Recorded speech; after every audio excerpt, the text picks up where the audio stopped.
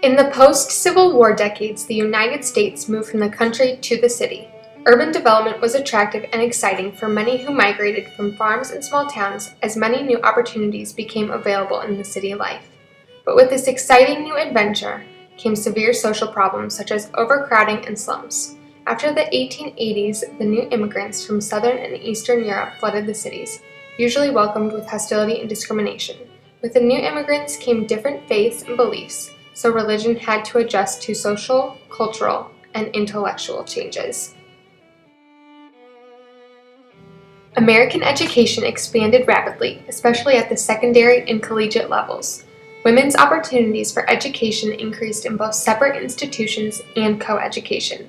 Conflicts over the topic of moral values, such as sexuality and the role of women, appeared.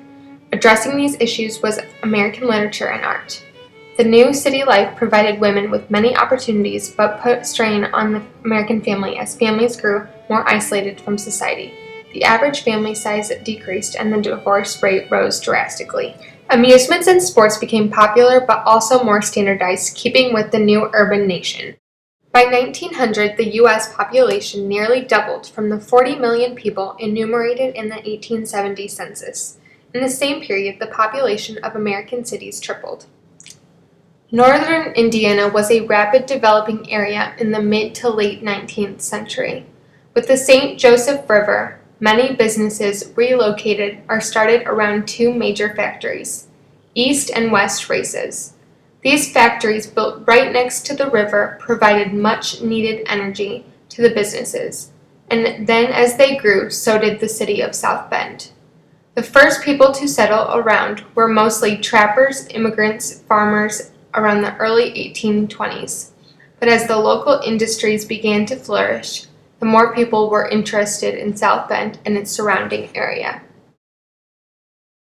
In 1832, Alanson Hurd sent a lackey to investigate the southern bank of the St. Joseph, where he found deposits of bog iron.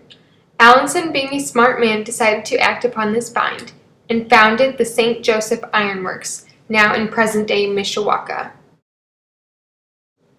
The company was originally made to just melt the iron, then sell it to other businesses. But as the bog iron depleted, then switched to making his own items such as plows, cultivators, farm equipment, and other machinery. The company's name was changed to the St. Joseph's Manufacturing in 1868.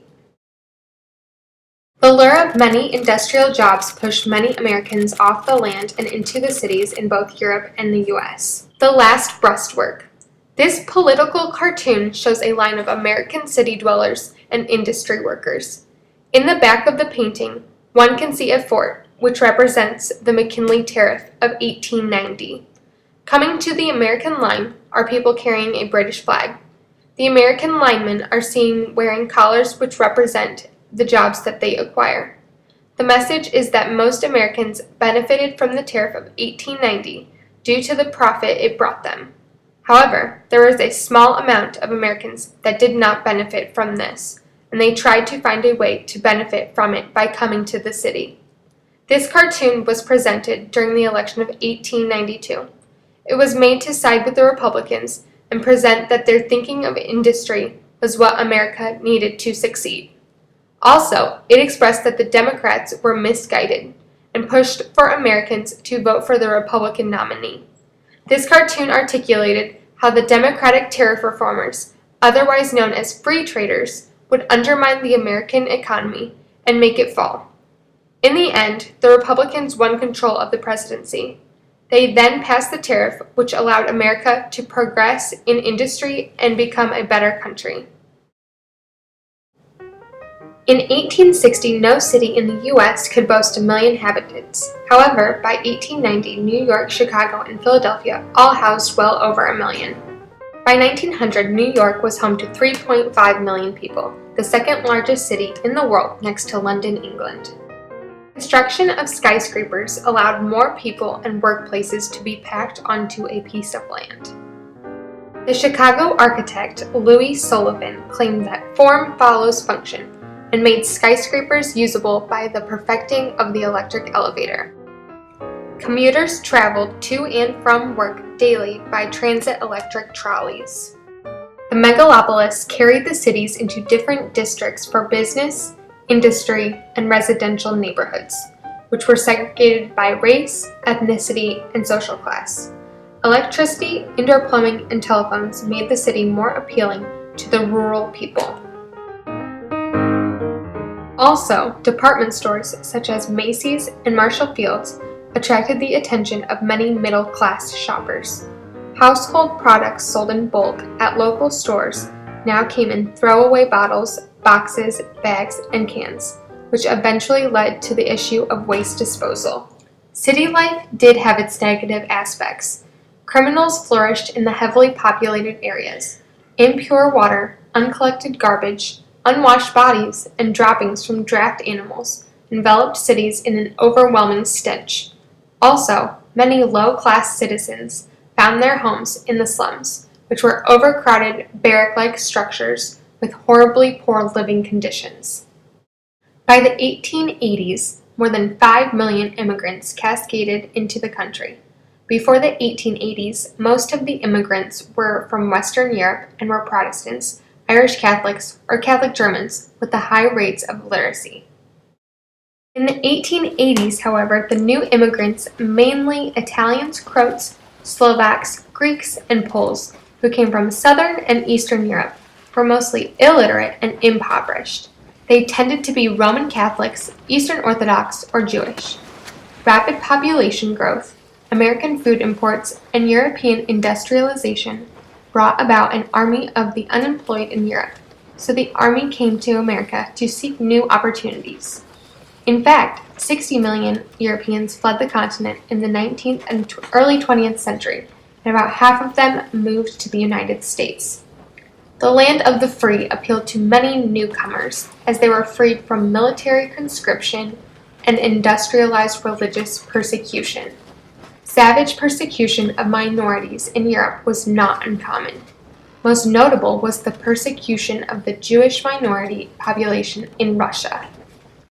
With the new immigrants came their diverse traditional cultures. Catholics expanded their parochial school system in many areas. Likewise, the Jewish people established Hebrew schools. Foreign language newspapers abounded, and many immigrants established restaurants and food stores with products of their homelands available. The newcomers did not have an easy assimilation into American ways. There was nearly no government aid given besides the minimal checking to weed out criminals and the insane. Likewise, city and state governments proved inadequate to the task. Some aid came from the political side, unofficial governments led by bosses. Those who were running for a political position offered jobs and services to the immigrants in return for their support in the polls. In addition, women saw an opportunity to aid the impoverished and took hold of it. Jane Addams, a middle-class citizen and one of the first generation of college-educated women, established the Hull House in Chicago. It was one of the most prominent settlement houses that aided newcomers in the process of assimilating into the American lifestyle. It offered instruction in English, counseling for those coping with the new big city lifestyle, childcare services for working mothers, and cultural activities for the neighborhood. Many other women followed Addams's lead, proving to be just one of the new opportunities for city women. Many nativists viewed the new immigrants as a corruption to society. With their high birth rates and low standards of living, there was fear that the newcomers would outbreed and outvote the original Anglo-Saxon stock. With their willingness to work for starvation wages and the dangerous doctrines they carried with them, such as socialism, communism, and anarchism, the new immigrants became the face to blame for the degradation of the urban government. Nativists also argued that the foreigners were difficult to unionize because of the language barrier. Ready for business. The political cartoon shows an Irish Catholic immigrant being auctioned off for his vote in an election. This can be seen as the immigrant has a piece of paper with the word vote written on it. Also, behind the immigrant, there are two signs, one for the Democrats and the other for the Republicans. The immigrant is leaning towards the Republican side, giving the feeling that the Republicans will benefit more from this. The cartoon gives the message that the Republicans were striving to obtain the incoming immigrants' votes. If the Republicans were successful, they would win the presidency. This political cartoon is from the presidential election of 1884 between the Republican nominee, James Blaine, and the Democratic nominee, Grover Cleveland. The Republicans hoped to receive votes from many Irish Catholic immigrants venturing into the country during this time. The person who ran this auction was John Kelly. John Kelly was a political enemy to Grover Cleveland, and the Democratic Party was worried that they would lose the election because of this.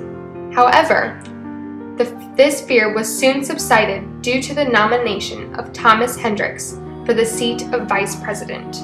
This smoothed things over with John Kelly, and it soon led to the narrow victory of Grover Cleveland and the Democratic Party.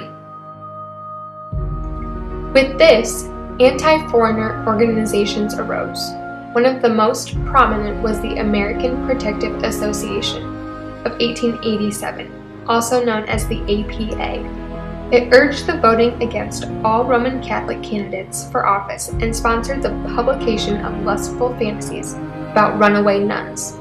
In addition to this anti-foreigner organizations, Congress also enforced a number of restrictive laws on the newcomers. In 1882, paupers, criminals, and convicts had to be returned at the expense of the careless shipper who brought them to America. Also in 1882, in some areas, the Chinese population was barred completely from the states. In 1885, Congress prohibited the importation of foreign workers under a set contract, usually for substandard wages. In 1917, a required literary test favored the old immigrants over the new immigrants.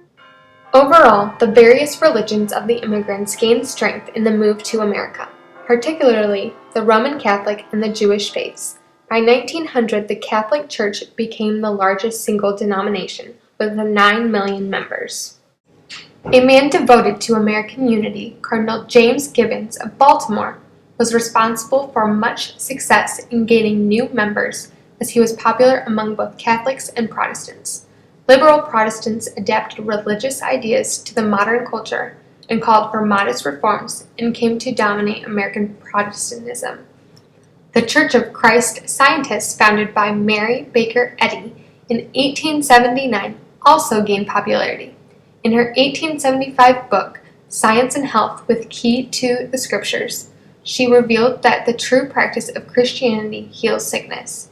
On the other hand, modern trends in thinking came to interfere with many religious beliefs.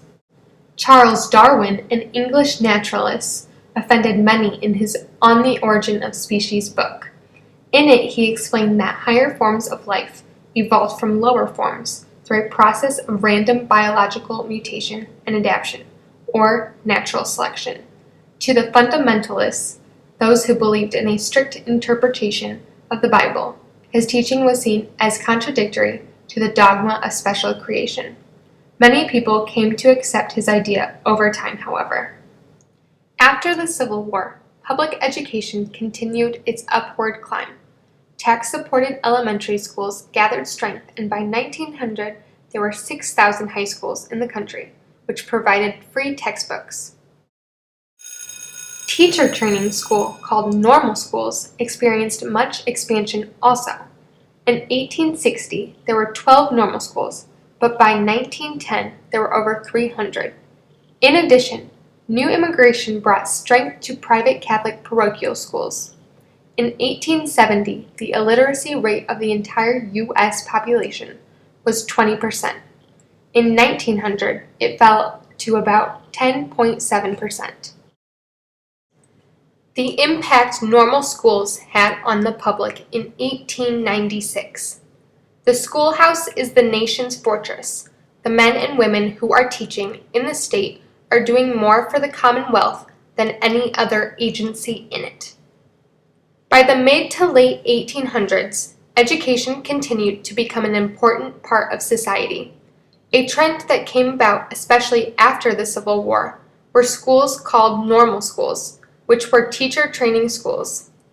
In the Columbian newspaper on February 6, 1896, an article was published on normal schools in the public. The author of this article was an advocate for the normal school system. He believed that normal schools provided a more thorough way of teaching and broadened the system of studying. The author expressed how normal schools allowed for public schools to offer classes such as history, physiology, drawing, and music into the public school system. It is clear that the author of this article believed that normal schools were vital instruments in education. He understood their needs and expressed that in his document, one important necessity that normal schools lacked was financial aid. He wanted to keep up the school's improvements and buildings, but they needed the support of the state for this. The author firmly believed that normal school graduates deserved respect from those who did not graduate from a normal school. These teachers were properly prepared and responsible for educating the next generation. He believed normal schools were a necessity to broadening the school system. Nowadays, our society does not offer normal schools to prepare those who wish to teach. Instead, colleges offer specialized classes in order to prepare them for the career of teaching. As normal schools were necessary in that time period, they became unnecessary when colleges offered more opportunities for practical courses. Although the normal school legacy that the author thought would live on has died, it expanded the idea of preparing a person to enlighten the youth of the age. In 1990, 44% of non-whites were illiterate. Dissatisfied with that number, Booker T. Washington was the head of the Black Normal and Industrial School at Tuskegee, Alabama. There he taught useful trades in order to gain self-respect and economic security for the Black population. Also, teacher and researcher George Washington Carver was an agricultural chemist who greatly helped the economy of the South in discovering new uses for peanuts, sweet potatoes, and soybeans. Dr. W.E.B. Du Bois, who happened to be the first Black person to earn a Ph.D. at Harvard, also contributed in founding the National Association for the Advancement of Colored People. He believed that the Black community should be given full and immediate access to the mainstream of American life. Further advancing the education of American citizens, colleges and universities blossomed, most notably in the Midwest region. Even women's colleges gained substantial ground. By 1900, 1/3 of all college graduates were women. Government support of colleges and universities was vital.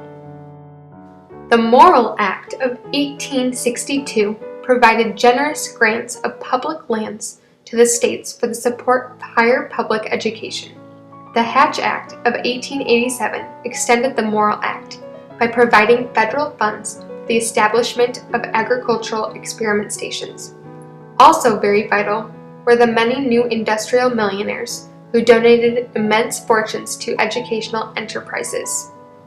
Among them included Cornell University, 1865, the University of Chicago, 1892, which was a result of John D. Rockefeller's oil millions, Leland Stanford Junior University, 1892, and Johns Hopkins University, 1876. There were many pressures that came along with the effort to advance education. The Darwinian challenge made religion and science seem less compatible and caused the university educators to divorce facts from values.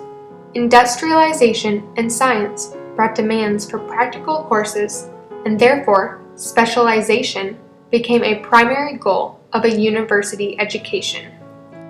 William James, one of America's most brilliant intellectuals, taught on many different fields. In his Principles of Psychology, 1890, he established the modern discipline of psychology. In his Will to Believe and Varieties of Religious Experience, he explored philosophy of religion. Finally, in his pragmatism, he described America's greatest contribution to the history of philosophy. The press also became a major source for information to many. Public libraries made substantial progress in many areas throughout the country. The Library of Congress, 1897, was built to have 13 acres of floor space. Andrew Carnegie contributed $60 million for the construction of public libraries. With the invention of the linotype, newspaper presses spurred. In addition, sensationalism captured the taste of the public. Stories of sex, scandal, and other human interest stories became sources of enjoyment for many people. Journalistic tycoons like Joseph Pulitzer used techniques of sensationalism in his New York World. William Randolph Hearst also used similar techniques in his newspaper, the San Francisco Examiner. Many Americans, through their writing, expressed their desire for the reform of society.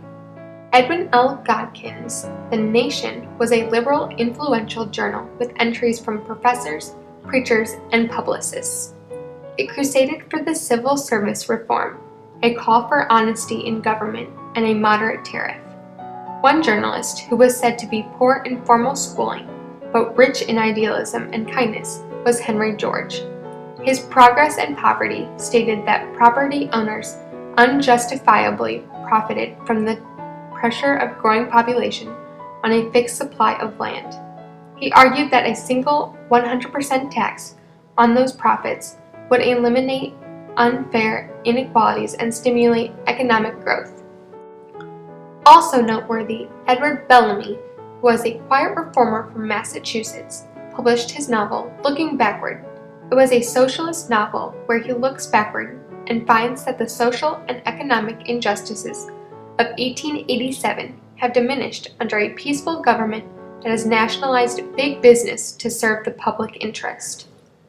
Other literary works came from the category of post-war writing. General Lewis Wallace, a veteran of the Civil War, sought to crush the wave of Darwinian skepticism with his novel Ben-Hur, A Tale of Christ. This work was seen as the Uncle Tom's Cabin of the anti-Darwinists. Poet Walt Whitman was inspired by the Lincoln assassination, which influenced the writing of two of the most moving poems in American literature, O Captain, My Captain, and When Lilacs Last in the Dooryard Bloomed. Many other Americans proved themselves in creating other literary landmarks. The feminist Kate Chopin wrote about adultery, suicide, and women's ambitions, which were highly controversial topics in that time, in The Awakening, 1899. In addition, the famous Mark Twain wrote numerous entertaining classic tales, which recaptured frontier realism and the authentic American dialect. Some of his most famous were The Adventure of Tom Sawyer, 1876, and The Adventures of Huckleberry Finn, 1884. Theodore Dreiser, a homely writer from Indiana, was a great social novelist. In his Sister Carrie, 1900, he portrays the fictional character Carrie and her disregards for prevailing moral standards of the time, which came to offend many people. Revealed by many literary works, there seemed to be a new kind of morality standard that emerged in the years of the city life. Victoria Woodhull, a divorcee, sometimes stockbroker, and feminist propagandist, declared her belief in free love in 1871. Her and her sister then published the periodical Woodhull and Claflin's Weekly, which charged the popular preacher Henry Ward Beecher for having an adulterous affair. Also, Anthony Comstock declared a lifelong war on the immoral, a self-appointed defender of sexual purity. He confiscated over 200,000 obscene pictures and photos, and over 4,000 boxes of pills and powders used by abortionists from many people. Women's growing economic freedom encouraged sexual freedom, and the new morality began to be reflected in soaring divorce rates, the practice of birth control, and the frank discussion of sexual topics in general. The urban environment caused many women to grow more and more independent. More than 1 million women joined the workforce in the 1890s. The feminist prophet Charlotte Gilman published Women and Economics and called on women to abandon their dependent status and to contribute to the larger life of the community through productive involvement in the economy. In 1890, militant suffragists formed the National American Women's Suffrage Association, founded by Elizabeth Cady Stanton and Susan B. Anthony. In 1900, the most effective women's suffrage battle leader was Carrie Chapman Catt. Unlike other women, she didn't argue that women deserved to vote as a matter of right, but stressed the desirability of giving women the vote if they were to continue to release their traditional duties as homemakers and mothers in the public world of the city. And despite the cries of male critics, many women became permitted to vote in local elections. The urban life, although having a positive impact for women, had a negative effect on the family. There were drastic changes in work habits as men and even the women and children worked, usually in scattered locations. Also, birth rates were continuously dropping as there were not enough space to house more children, and techniques of birth control became more commonly used.